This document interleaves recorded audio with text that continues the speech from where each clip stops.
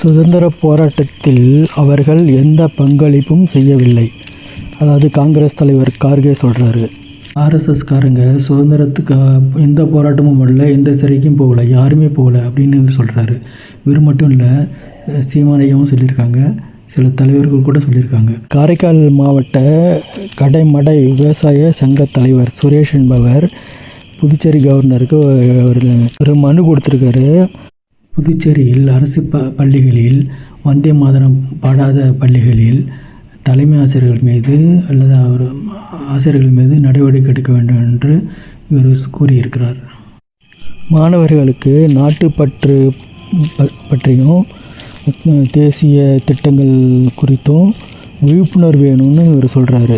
தேசிய திட்டங்கள் நன்றாக இருந்தால் அது ஆட்டோமேட்டிக்காக எல்லாருக்கும் தெரிஞ்சிடும்.